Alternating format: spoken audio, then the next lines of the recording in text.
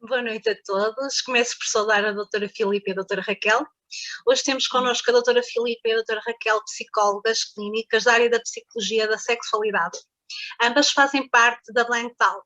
A Blank Talk é uma plataforma, não sei se já conhecem, onde podemos consultar psicólogos de várias especialidades de forma completamente anónima. Podem pesquisar, eles têm redes sociais, portanto podem facilmente pesquisar pelo nome. Acho que podemos dar início, acho que começa a doutora Raquel, correto? Uhum.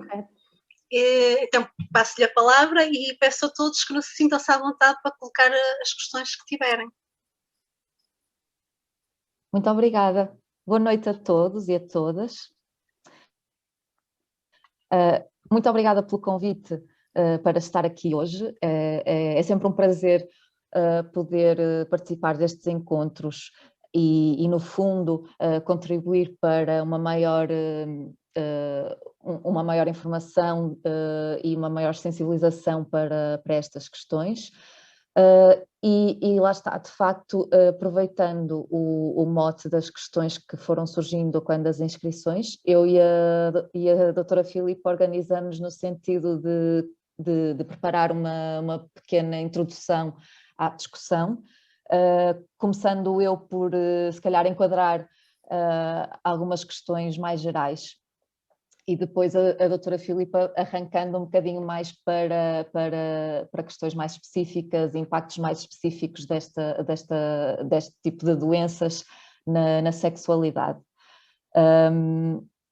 Mas lá está, temos, no fundo, aquilo que vos convido a pensar um bocadinho é sobre o conceito da sexualidade, antes de mais. E sexualidade aqui não se trata apenas da atividade sexual, do sexo.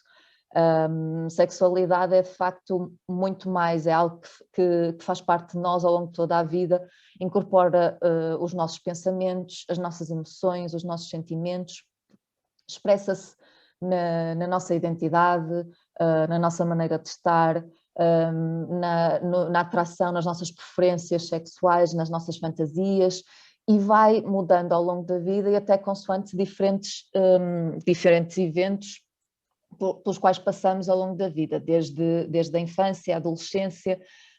Na idade adulta pode haver questões como a gravidez, o parto e, claro está, as doenças.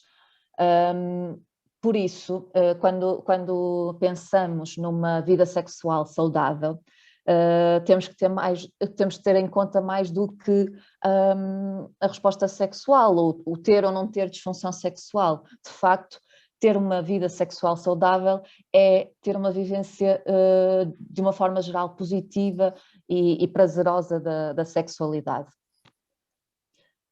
Com isso, é claro que compreender a sexualidade e os impactos que uma determinada doença, como as doenças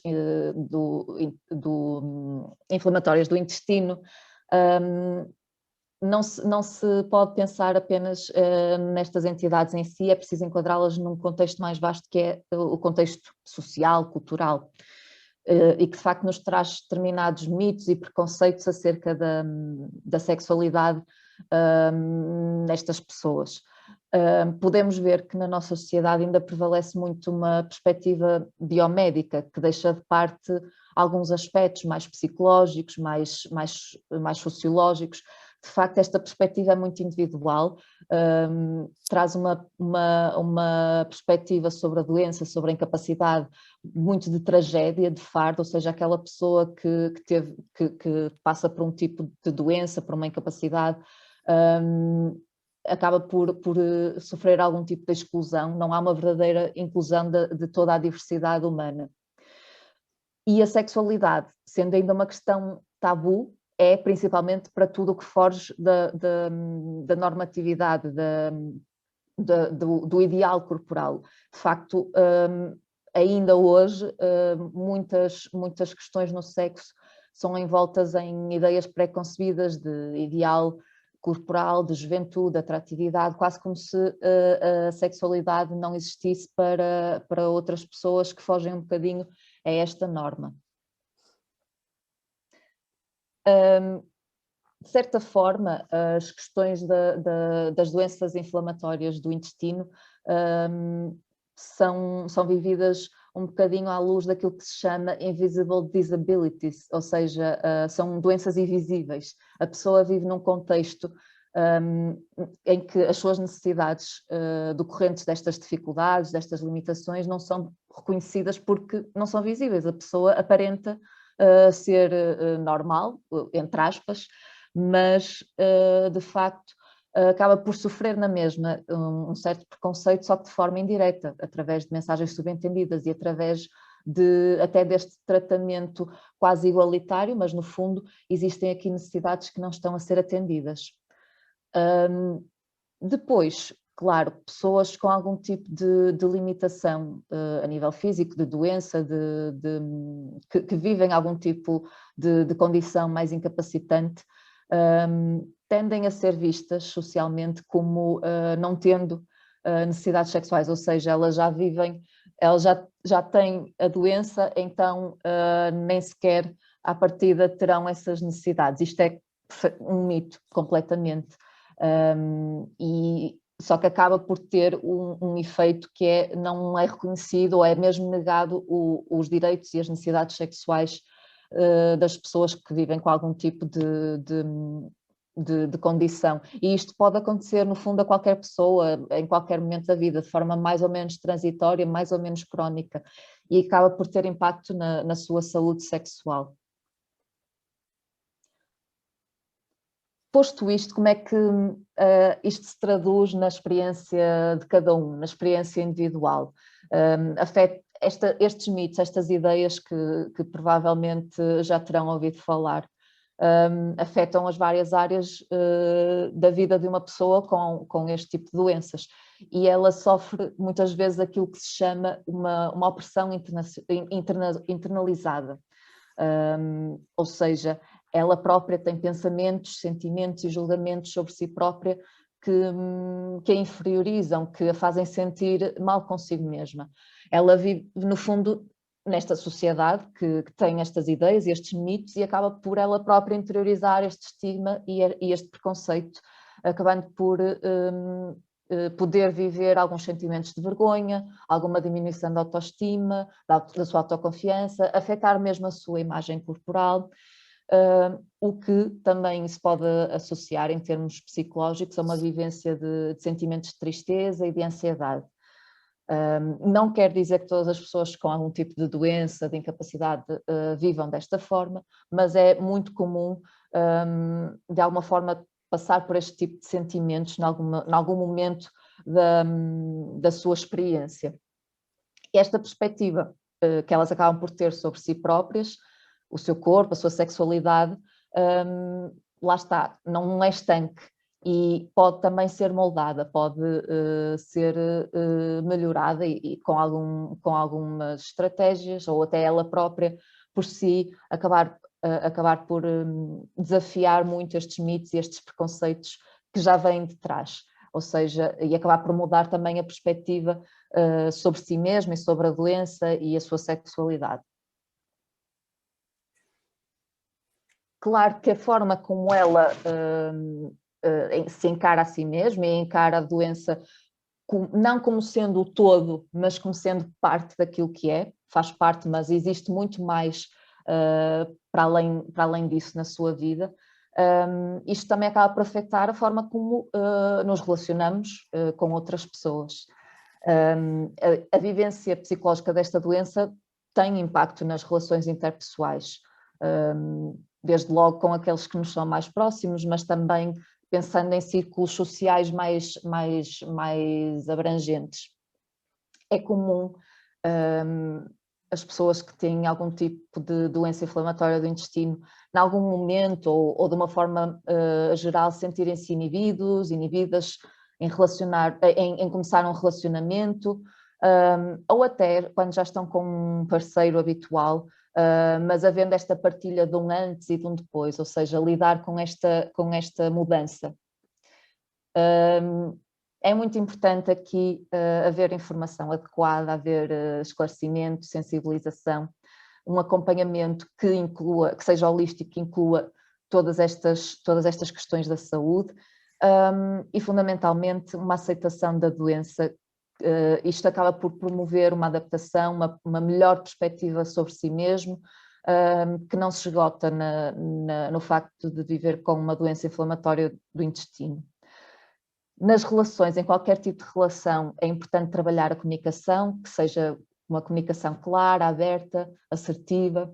Também escutar o parceiro, as suas próprias questões, os seus próprios medos, receios, e isto promove intimidade, que à partida estará a favorecer também uma vivência mais positiva da sexualidade. Isto é de facto importante, mas ainda mais em casais em que uma das pessoas enfrenta uma doença inflamatória do intestino. É importante para que ambos estejam seguros e confortáveis com os desafios que advêm desta condição e, sobretudo, para promover uma flexibilidade, uma criatividade que são bastante necessárias para se adaptarem a estas mudanças que podem ocorrer. Aqui uma nota para os parceiros terem, de facto, assumirem um papel ativo na procura das soluções e não esconderem, não evitarem falar dos seus próprios receios e medos, mas não excluir também o facto de que uma pessoa também pode estar sozinha e viver a sua sexualidade de uma forma plena. Ou seja, uma vida sexual ativa não é exclusiva de quem está num relacionamento. É até muito importante que a pessoa se conheça a si própria, de forma a também depois poder ser mais assertiva, mais clara, quando estiver com uma pessoa, com outra pessoa, eventualmente, e poder expressar a sua sexualidade. E quando falamos outra pessoa, estamos a falar de pessoas do mesmo sexo, pessoas do sexo oposto, portanto, estas questões não limitam também a escolha de parceiro. De facto, e ambas, quer eu, quer a doutora Filipa, somos psicólogas na área da sexologia e quer casais, quer indivíduos beneficiam deste tipo de apoio nas dificuldades que podem enfrentar nesta vertente sexual. E, posto isto, passo a palavra à doutora Filipa, que nos vai falar agora, se calhar mais especificamente, sobre os impactos mais comuns que têm as doenças inflamatórias do intestino. Sim, muito boa noite a todos. Antes de mais, muito obrigada pelo convite para fazer parte do vosso DI Café. E fazendo uma ponte entre o que a minha colega falou acerca de ser uma doença invisível e uma das perguntas que nos foi enviada, quais os impactos mais comuns e como ultrapassá-los. Eu gostava de começar por aí, porque a partir do momento em que a pessoa descobre que tem uma doença inflamatória do intestino, o primeiro impacto é como é que eu vou lidar com esta doença, como é que a minha vida vai continuar e como é que eu vou conseguir continuar a fazer as coisas que fazia antes, será que vou ter muitas alterações? E a doença acaba por dominar quase por completo a vida da pessoa. Deixando-a muito mais atenta a qualquer sinal que surja, aos sítios onde vai, por aí adiante, mas, e passando a ocupar uma parte tão importante da vida da pessoa, naturalmente que se vai refletir também na sexualidade e na vida sexual da pessoa. No entanto, eu gostava de ressalvar que a doença é uma condição física, ou seja, que é imposta à pessoa, não é a pessoa em si, nem vai definir a pessoa e enquanto indivíduo. É sim uma condição da qual não é responsável e, portanto, é importante fazer essa distinção, porque a partir daí vão surgir aqui muitas questões do foro emocional,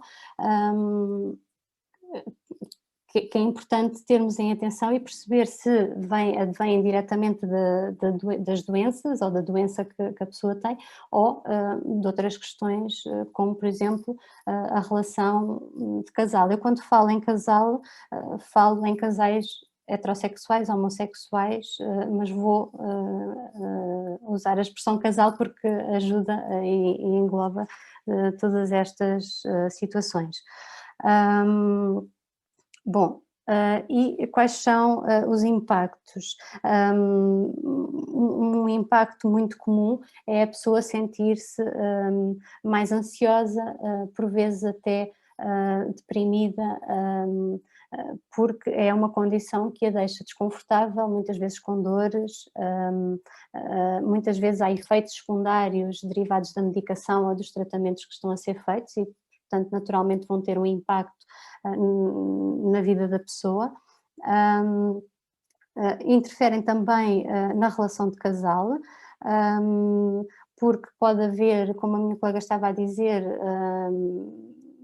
pode haver uma doença que surja já numa relação que existe e, portanto, vão haver alterações na dinâmica do casal, a todos os níveis, não só a nível sexual, mas a todos os níveis, ou pode a pessoa iniciar uma relação e ter que introduzir e ela própria também estar em simultâneo a descobrir como é que vai ser a sua vida sexual numa nova relação. E, portanto, aqui se calhar eu começava a abordar um bocadinho as questões do desejo sexual, que é comum haver uma diminuição ou até mesmo ser inexistente. Naturalmente que numa crise a pessoa vai ter mais dores, vai sentir-se mais fraca fisicamente e isso vai afetar também o seu estado emocional. Sentindo-se mais em baixo, sem forças, com alterações, às vezes, por vezes no aspecto físico, pode se sentir triste, até mesmo culpada por ter uma condição que está a interferir e que está a limitar a sua vida, e portanto aqui poderá ter um impacto direto no desejo sexual. Mas é importante perceber se houve mais alguma situação na vida da pessoa que tenha contribuído para a diminuição desse desejo sexual, ou seja, é importante nós não atribuirmos tudo à questão da doença, mas sim perceber se, por exemplo, na relação entre o casal, se há outros motivos que levam a que a pessoa sinta uma diminuição no seu desejo sexual e que não tenha diretamente a ver com a doença. Por exemplo, ter tido uma má experiência numa relação anterior e estar com receio que isso venha a acontecer novamente. Uma outra hipótese poderá ser o peso que a doença está a ter na vida da pessoa e a ansiedade aumentar, o receio de não ser capaz de fazer a sua vida como fazia anteriormente. E, portanto, aqui entramos nas questões da relação.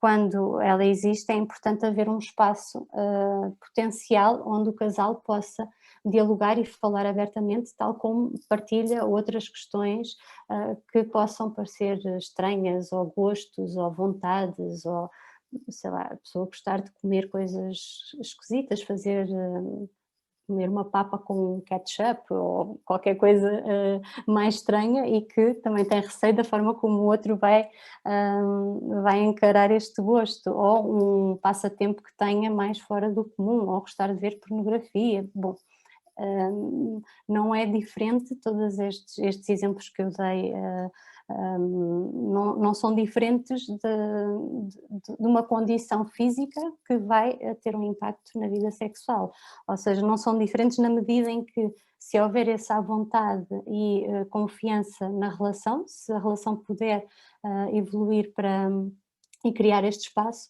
vai ser possível a pessoa partilhar e vai ser possível descobrirem entre os dois como é que vão poder viver e adaptar a sua vida sexual. Mais questões, eu falaria, não sei se querem passar para as perguntas e depois vamos explorando questão a questão. Peguei aqui no desejo sexual, podemos falar também na questão do sexo anal, da dor, da ereção, ou seja, são tudo questões ligadas à sexualidade que podem ter um impacto direto ou indireto na Sim, eu penso que doença. sim, acho que faz sentido, até porque são dúvidas que muitos de nós temos, portanto, sim, acho que faz sentido também, são perguntas que nos foram dirigidas nesse sentido, portanto, sim, podemos abordar essa temática. Ok. Passamos para a temática do sexo anal? Do sexo anal, exatamente. Ok. Eu tenho aqui, eu imprimi as perguntas só para me ir orientando, porque recebemos perguntas diferentes, ou seja, em sentidos diferentes. Há a ideia de que o sexo anal não é possível numa pessoa que tenha uma doença inflamatória do intestino. No entanto, há também quem coloca a questão oposta, que é possível, existe, e portanto eu acho que era importante esclarecermos que o sexo anal é igual a qualquer outra forma de se estar numa relação sexual, mas no entanto poderão surgir aqui questões do foro emocional, como o medo do desconforto, de sujar, de surgirem cheiros, de ter que interromper um momento para ir à casa de banho, e como é que tudo isto é gerido, não é? Emocionalmente, como é que a pessoa comunica, porque à partida sente-se logo incomodada com isso, e como é que vai gerir toda esta situação. Portanto, eu diria que o sexo anal implica uma maior entrega e, portanto, uma maior confiança, no sentido em que estamos a falar de penetração numa zona que pode ser mais sensível e que, naturalmente, que se a pessoa estiver numa crise não vai ser confortável explorar o sexo anal, mas se não estiver numa crise é importante criar esse espaço de confiança, como há bocadinho eu falava na relação de casal, em que podiam ser partilhadas questões entre os dois, e aqui falo tanto da pessoa que tem a doença como da pessoa que não tem a doença, porque certamente a pessoa que não tem a doença também vai ter as suas questões, e que também esse diálogo é extremamente importante. E portanto a pessoa terá que ser capaz aqui de dizer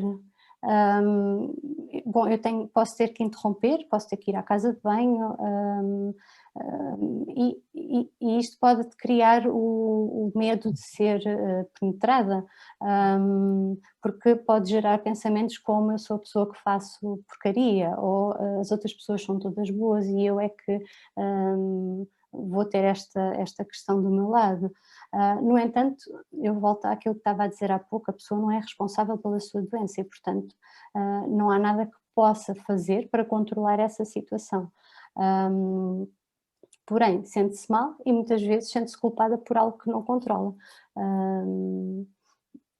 Portanto, eu levantaria aqui uma hipótese, por exemplo, de trabalho, em que há a possibilidade de que, se existe pouca vontade de falar sobre algo que a pessoa não tem culpa, então a pessoa vai sentir-se culpada e responsável por determinada doença, ou seja, mas ela não é... Nesse sentido, doutora, qual a melhor forma de abordar este tema? O sexo?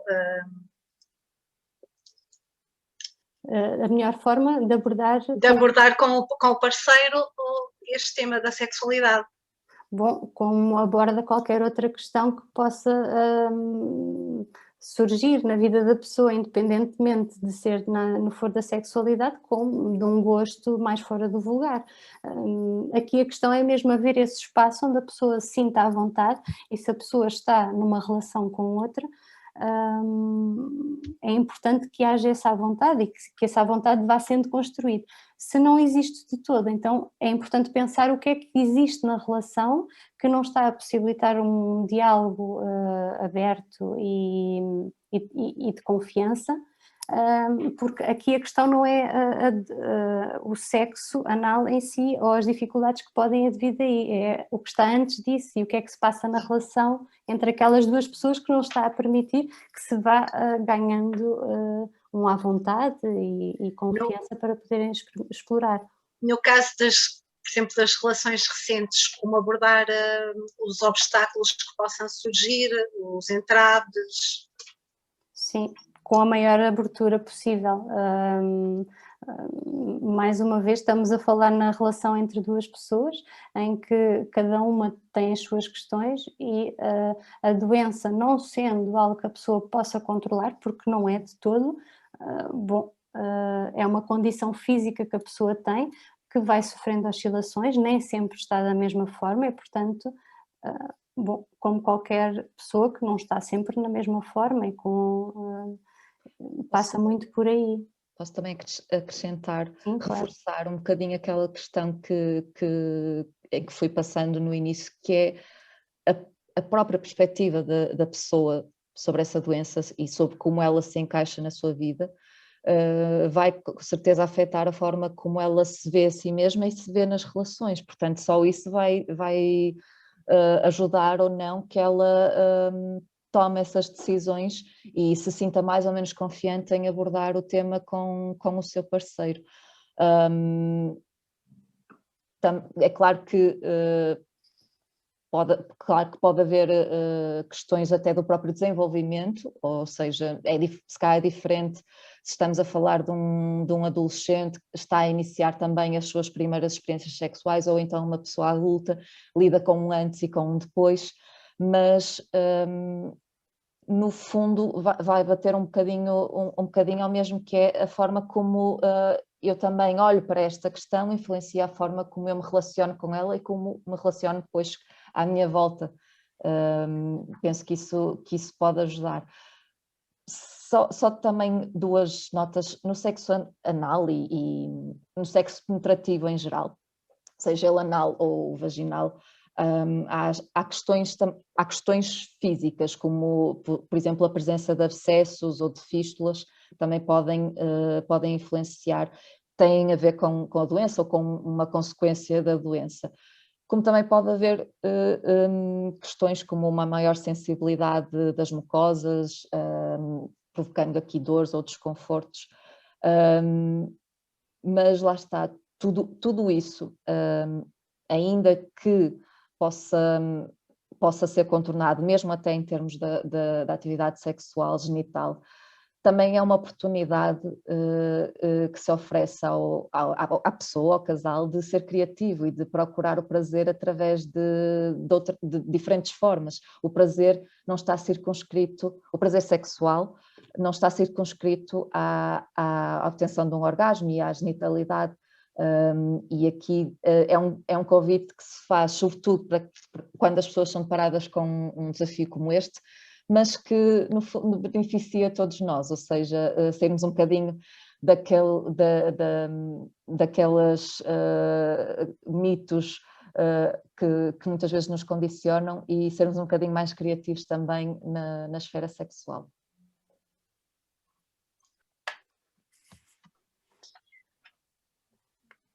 Uma das questões também que nos foi muito colocadas foi a parte da libido, como contornar essas situações. Existe muito o mito de que a libido está relacionado com a doença em si, que no fundo não acontece sim com todos os fatores externos que estão envolvidos nesse sentido, e como é que podemos contornar essa parte?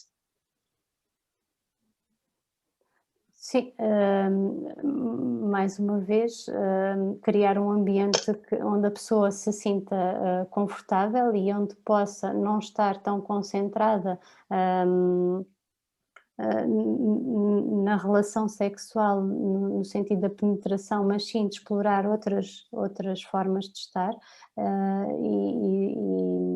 bom, e por aí, porque se há fatores externos que influenciam, sejam eles uma doença, sejam problemas financeiros, seja preocupação com outras questões na sua vida, profissionais, de saúde, a pessoa vai estar pouco disponível para estar a usufruir de um momento mais descontraído, de maior prazer, e portanto passa um bocadinho por aqui, tentar criar esse ambiente e perceber o que é que está a acontecer naquele momento, se são de facto questões externas ou se são outras questões em que a pessoa não está de todo disponível para naquele momento estar com maior intimidade ou ter uma relação a nível sexual. Há uma pergunta que nos fizeram sobre a medicação. A medicação pode alterar o desejo sexual, tanto no homem como na mulher? Sim, sim. Posso responder, Raquel? Não sei, depois se quiseres acrescentas algo mais. Sim, eu ia só depois acrescentar umas ideias sobre o desejo, mas sim. Sim. Sim, eu ia só acrescentar Enquanto umas ideias isso, podem sobre o colocar, desejo. quem está a assistir pode colocar questões enquanto vão falando. Está um chat aberto, vocês podem ir pondo as questões lá para nós expormos aqui para as doutoras. Então, se calhar íamos à questão do desejo e depois passávamos Sim, para a medicação. sim, pode ser. Raquel. Sobre o desejo, se calhar também convém esclarecer que muitas vezes confunde-se desejo e excitação. O desejo é prévio à atividade sexual, tem a ver com o interesse na atividade sexual, enquanto que a excitação é o começarmos a sentir todas aquelas respostas fisiológicas de prazer, que eventualmente levarão a um orgasmo. E o desejo muitas vezes não é espontâneo, aliás, ter esta exigência de um desejo espontâneo muitas vezes condiciona também a forma como vivemos a sexualidade. Muitas vezes o desejo é responsivo. O que é isto do desejo responsivo? Eu não tenho necessariamente vontade quase a nível físico, mas posso ter vontade de estar próximo do meu parceiro, de intimidade, de carinho, e nessa envolvência acabar por ter efetivamente desejo, excitação e envolver-me em atividade sexual. Ou seja, muitas vezes também existe uma pressão neste sentido de pensar se tenho muito ou pouco desejo, mas isto não é o mesmo que a atividade coagida, não é fazermos contra a vontade, é simplesmente aceitarmos que nem sempre, ou em determinados momentos da nossa vida, o desejo está tão intensificado, ou vai havendo variações devido à doença, devido a outras questões, mas que existe na mesma, pode existir na mesma envolvência sexual e com prazer e com excitação. Sim, é uma boa forma para podermos pensar em situações de crise em que a pessoa não tem disponibilidade para estar de determinada forma, mas pode ter vontade de estar na intimidade ou de uma forma diferente e que a concentração não esteja sempre na parte genital, por assim dizer. Até porque sexo não é só penetração, não é? Exatamente, exatamente. Sim. Passamos à questão da medicação. Sim. Sim. Há bocadinho eu falava na questão, por exemplo, da pessoa se sentir mais em baixo, até mesmo deprimida. Em muitas situações as pessoas acabam por recorrer à medicação psiquiátrica, por exemplo, que tem um impacto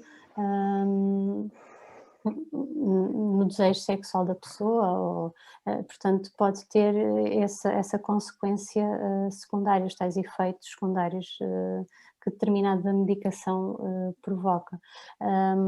É importante percebermos também se há outras questões ou doenças físicas associadas, por exemplo, como a diabetes, que pode, eu aqui passo se calhar para a questão, por exemplo, da ereção, da disfunção erétil, não é? A ereção nos homens, em que muitas vezes é afetada ou condicionada, por exemplo, por outra situação em que também há medicação associada e pode ter esse impacto e não advém de uma doença inflamatória do intestino, mas sim de outras questões. Pode ainda, nesta situação em específico, por exemplo, não ter a ver com nada disso, mas sim com questões emocionais, em que é necessário compreender caso a caso caso, e aqui é importante esta distinção, porque nós estamos a falar de uma forma geral em várias questões transversais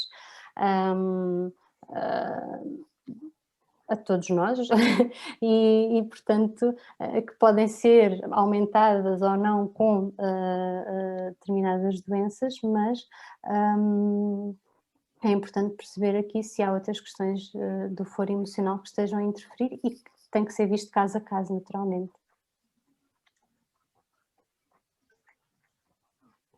Queres continuar, Frederico, com alguma questão? Não sei se alguém tem alguma questão para expor no chat ou não. Nós já respondemos aqui a algumas questões que nos foram colocadas durante a semana. Penso que também já fizemos aqui algum resumo sobre as questões todas. Neste momento não sei se existe aqui alguém que quer pôr alguma questão. Acho que abordamos mais um bocadinho a parte da ereção, porque é uma parte que, onde há muitas dúvidas também ainda, se está associada à patologia em si, em que ponto é que isso pode afetar mais, como é que podemos contornar essa situação, como é que podemos demonstrar ao parceiro que está fora do nosso alcance, que não depende de nós somente. É muito importante nestas questões haver uma distinção entre o que são impactos diretos e impactos indiretos. Pelo que eu percebi também das questões que foram colocando, parece ser muito importante para as pessoas saber o que é provocado pela doença e o que é que não é. Muitas vezes, ou se calhar até na maior parte das vezes, as questões que surgem ao nível da sexualidade, da saúde sexual, podem ter a ver com a doença, mas não de uma forma direta. Podem ter a ver com a fadiga que muitas vezes as pessoas com algum tipo de doença inflamatória do intestino sentem no seu dia-a-dia devido às idas frequentes à casa de banho, à própria fraqueza e falta de energia que sentem. Que não é a doença em si, mas que é quase uma consequência dessa doença.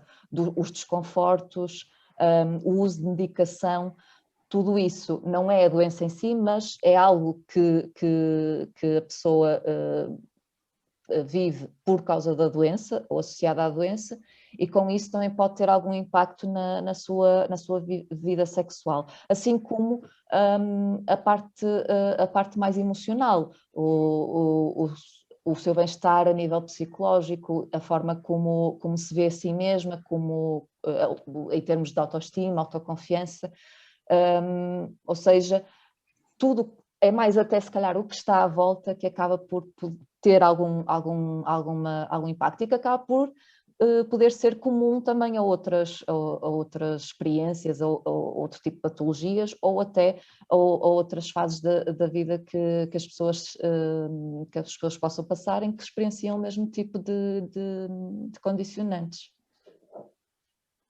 Sim, mas eu diria que não tem a ver com a doença, ou seja, a doença não provoca disfunção erétil, é assim, podem haver outros fatores e aí de ordem emocional que estejam a provocar, fazendo a distinção, como eu estava a referir, se há outras doenças associadas que provoquem diretamente isso, mas não as doenças inflamatórias do intestino, mas aqui a questão do que é que está a acontecer, que receios é que existem, porque é que a pessoa está com medo ou não está a conseguir corresponder da forma que esperava, não é? E portanto pode haver esse desfazamento entre aquilo que a pessoa deseja, mas ou que quer, mas que o corpo não está a dar a mesma a resposta nesse sentido. Sim, não sei se ficou Esclarecido. Sim, ou não. Acho que sim. Sim. Temos aqui mais uma pergunta.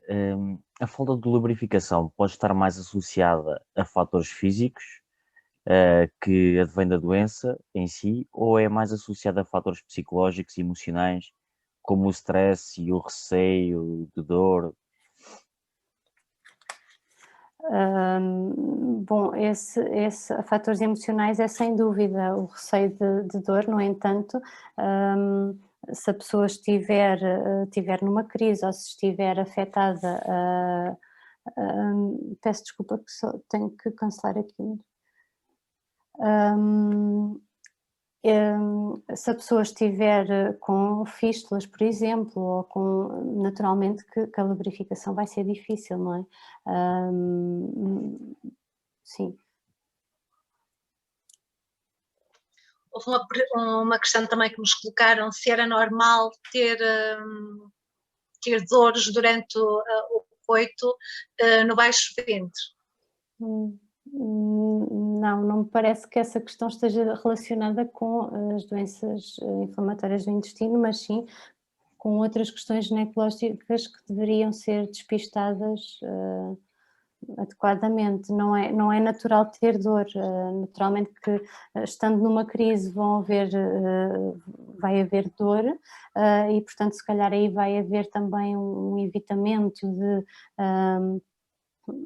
da relação sexual passar pela penetração, por exemplo, mas as dores no baixo ventre não são de todo expectáveis, deveriam ser despistadas. Em relação àquela pergunta que já se fez aqui, que estávamos a fazer, será que as alterações de peso que nós na doença muitas vezes sentimos que aumentamos de peso e perdemos de forma um bocado abrupta às vezes, poderão estar na origem desse problema de dores ou de falta de lubrificação ou de perda do desejo sexual ou alguma coisa assim parecida? Assim, talvez também haja aqui questões que, sendo a nossa área de especialidade mais a psicologia, não conseguimos responder de uma forma muito rigorosa. Aquilo que nós conseguimos, se calhar, imaginar é que, se calhar, a forma como isso também começa, essa vivência da perda de peso afeta a pessoa, pode sim condicioná-la na sua imagem corporal e assim também na sua sexualidade. Mas de uma forma fisiológica é difícil de responder, diria eu. Ok.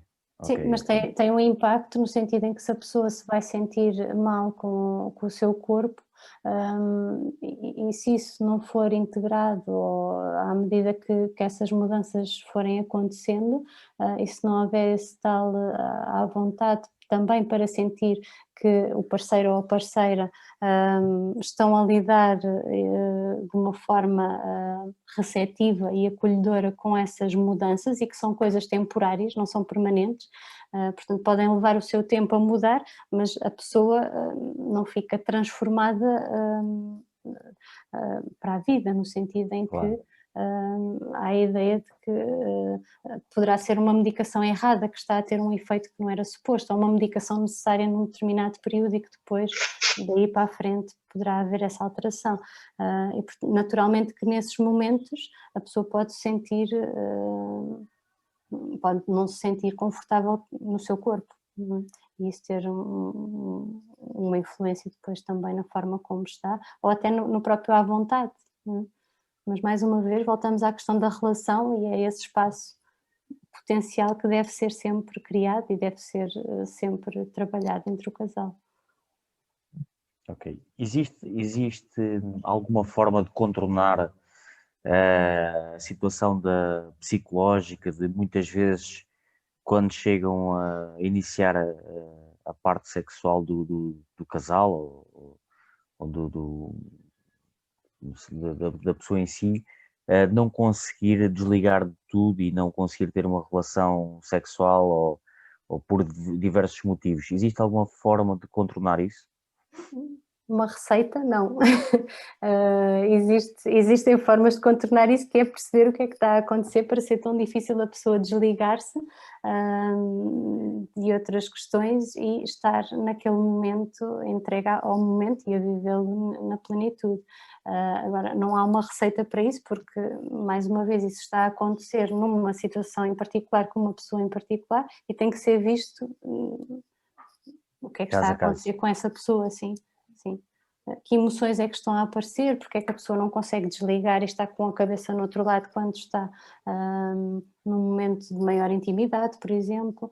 Bom, mas é perceber situação a situação, porque aqui não podemos mesmo de todo generalizar, porque cada situação vai ter os seus motivos e as suas razões. E nessa altura, quando há um sentimento de culpa, o que é que nós poderemos fazer em relação a isso? Ou a pessoa em si, porque sente-se culpado de não conseguir estar a dar prazer à parceiro ou parceira e por algum motivo em especial. O Há um impacto sentimento... psicológico, Sim. até a nível também do que falamos anteriormente, da ereção, qual é o impacto psicológico neste tipo de situações?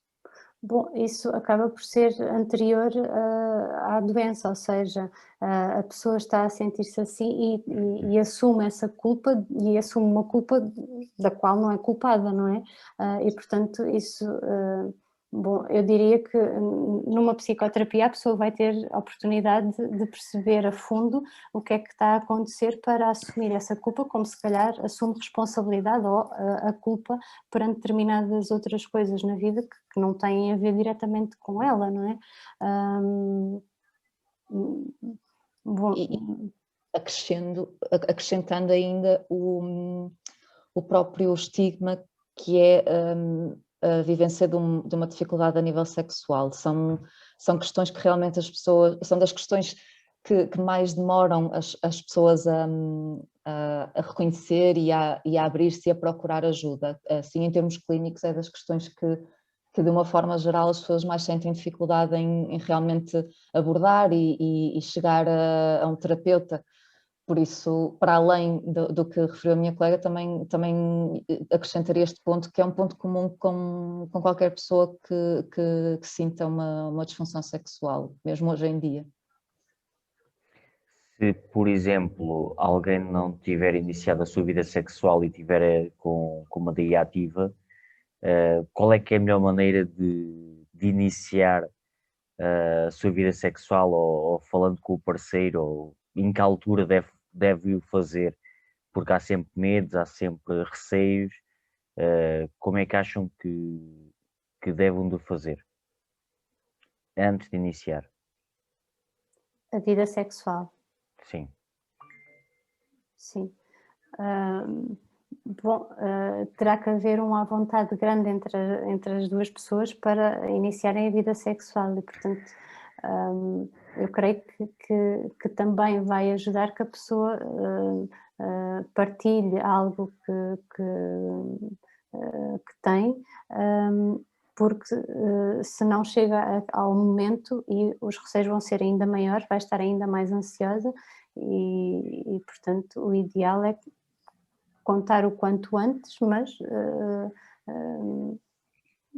tem que estar também confortável com isso, não é? Mas voltamos à questão da culpa, se a pessoa se sentir mal e culpada por algo que não controla, a pessoa vai ter ainda mais dificuldade em partilhar algo que lhe é tão próprio e que não é visível à outra pessoa, não é?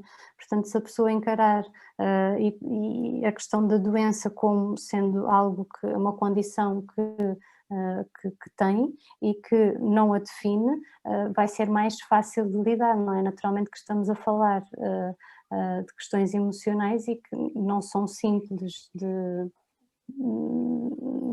se exporem, mas aí há sempre, como eu estava a indicar, naturalmente que nem toda a gente recorre à psicoterapia, mas era importante a pessoa também estar mais ciente das suas emoções e perceber de que forma é que qual é o impacto que elas têm na sua vida, para poder também sentir-se mais à vontade numa relação de partilhar questões suas, pessoais. Muitas vezes acontece mais numa fase inicial da relação, a que até existe o medo da rejeição. Sem Sim, dúvida, nesse sim. sentido. Sim, sem dúvida, mas se a outra pessoa não tiver a mínima receptividade e não for possível falar acerca disso, ou de outro gosto qualquer, neste caso não é um gosto, é uma doença, é uma condição física, mas pode ser uma outra coisa qualquer, então se calhar tem que repensar a relação e se é a pessoa certa, ou se está com a pessoa certa, ou se há possibilidade de continuidade, não é? todas estas questões acabam por estar em cima da mesa nesse momento, não é? Uma das dúvidas que também existe, e porque na DI não somos só adultos, também existe jovens e crianças, na adolescência, o início da sexualidade, como a melhor forma de lidar com isso, como a melhor forma de encararmos a sexualidade, de abordar essas temáticas com os profissionais de saúde, qual o melhor caminho a seguir? Sim, muitas vezes na adolescência é mais fácil falar-se com os pares do que com um profissional de saúde ou até mesmo com adultos. Pode acontecer a sorte de verem adultos de referência com quem os jovens se sintam à vontade de falar, mas nem sempre isso acontece, não é? Portanto, o processo acaba por ser muito equivalente a um adolescente sem qualquer doença associada. No entanto, há aqui questões que vão mexer também com a autoestima, com o à vontade, como é que eu vou contar que tenho determinada condição. Bom, não é muito diferente do que surge na vida adulta, quando a doença é descoberta. Há aqui um acréscimo do início da vida sexual comum a todos os adolescentes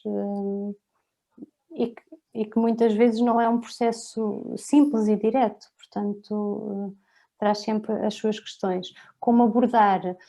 Bom, sim, com os profissionais de saúde será o ideal. No entanto, acho que também vão retirando muito de conversas entre pares. Eu penso que, por exemplo, nestes casos, talvez isso não aconteça muito, lá está, porque existe o medo da rejeição, existe a vergonha, muitas vezes a não aceitação da patologia em si, o impacto que pode ter tudo isso não só psicológico, mas na sexualidade em si. Só essa questão que foi muito frisada, como é que eu vou abordar, como é que eu vou fazer, coloca toda a responsabilidade e por isso também toda a culpa do lado de quem tem a doença e nas relações não deveria ser assim, são duas pessoas, portanto duas pessoas que dão e recebem, que devem partilhar também esta responsabilidade pelo compromisso e por fazer esta relação resultar entendendo-se e ouvindo-se uma à outra, entendendo-se uma à outra. É claro que na adolescência muitas vezes ainda não há a maturidade para que isso aconteça, mas não deve ser mesmo assim desculpa para que estes jovens, estes adolescentes vivam ainda mais essa culpa e esse preconceito e interiorizem e coloquem toda a questão neles, porque certamente que têm muitos outros atributos que não só a sua doença e que conseguem assim até ultrapassar e com certeza que se cá também o parceiro certo ou a parceira certa irá ver isso, ou seja, irá ver a pessoa para além da doença. A minha experiência, mas aqui não como psicóloga, mas a nível pessoal, em que durante a minha adolescência tive um grande amigo que tinha uma DI e o que eu sentia era que havia determinadas coisas que não eram partilhadas, mas que sempre teve namoradas e sempre foi... sempre conseguiu lidar com essas questões. Questões mais comuns que não implicassem a doença eram iguaizinhas ao que todos estávamos a passar, portanto, aqui falo como experiência pessoal em que isso foi possível e quando não era possível falar havia esse respeito mas, bom, isto foi um exemplo, não é? Naturalmente que o grupo de pares aí conta muito e a forma como é recebida também a doença ou determinadas preocupações, bom, mas tem muito a ver com a relação e com as relações neste caso, não só entre duas pessoas, neste caso o grupo e a adolescência traz muito essa vivência, não é? Do grupo. Pegando na parte das relações, como é que um parceiro de um portador de DI pode lidar de forma a ajudar o parceiro? Eu diria que, em primeiro lugar, a informação é extremamente importante, não é?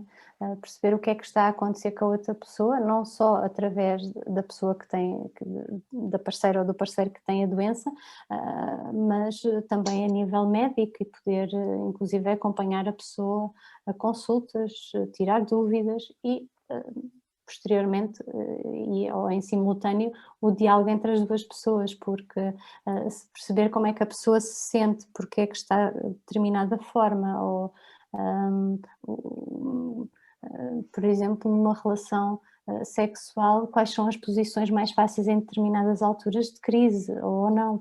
Bom, ir muito por aí e perguntar, não é? Querer saber o que é que o outro sente e também como é que essa pessoa se sente, não é? Que também é importante o parceiro ser envolvido, ou a parceira.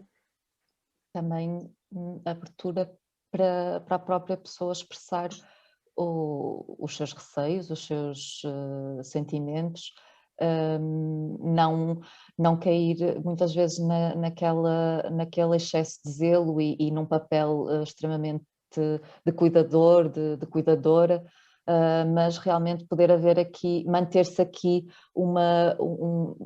de facto dois parceiros em pé de igualdade e que ambos partilham esta experiência, esta oportunidade de se abrirem na relação e de explorarem as diferentes formas de expressar a sua sexualidade.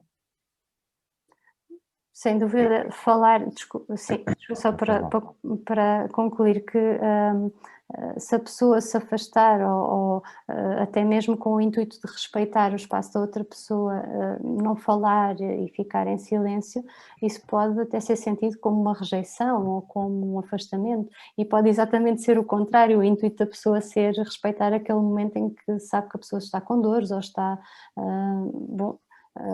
mais fragilizada ou mais em baixo, ou não se sentir tão bem consigo própria, e muitas vezes é exatamente o oposto, não é? Que é, se falarem, ambos estão a perceber o que é que um e outro estão a sentir e a partir daí podem